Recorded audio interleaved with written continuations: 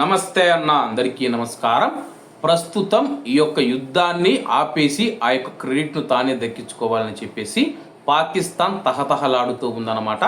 అలాగే ఇరాన్ ప్రభుత్వం నుంచి ఎటువంటి సమాధానం రాకపోయినా కానీ పాకిస్తాన్ పదే పదే మేము మధ్యవర్తిత్వం వహిస్తామని చెప్పేసి ఇరాన్ ప్రభుత్వానికి ఎన్నిసార్లు సందేశాలు పంపుతూ ఉన్నా ఇరాన్ ప్రభుత్వం నుంచి ఎటువంటి సమాధానం అయితే రాలేదు.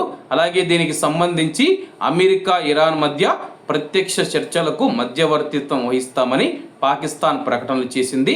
పాకిస్తాన్ ప్రయత్నాలకు ఇరాన్ నో చెప్పింది.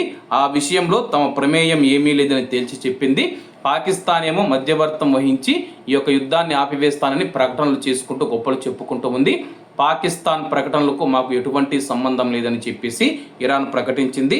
ఈ మేరకు ముంబైలోని ఇరాన్ కన్సులేట్ జనరల్ తన యొక్క సోషల్ మీడియా వేదికగా ఒక పోస్టు పెట్టారు.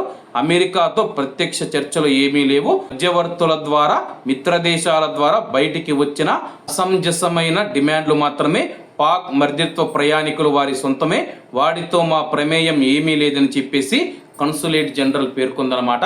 అలాగే భారతదేశాన్ని మధ్యవర్తం వహిస్తే మాకు ఎటువంటి ఇబ్బంది లేదు, భారతదేశం మీద మాకు పూర్తిగా నమ్మకం ఉందని చెప్పేసి ఇరాన్ చెబుతూ ఉండడంతో పాకిస్తాన్కు భారీ షాక్ తగిలిందనమాట.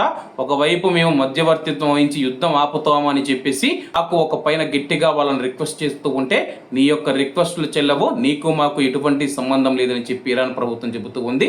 భారత ప్రధానమంత్రి నరేంద్ర మోడీ గారు చొరవ తీసుకొని ఈ యొక్క యుద్ధం గురించి ఏదైనా చర్చలు జరపాలంటే భారతదేశం ద్వారా మాత్రమే మేము చర్చలు జరుపుతామని చెప్పేసి అమెరికా మరియు అలాగే ఇతర దేశాలకైతే ఇరాన్ తేల్చి చెప్పింది.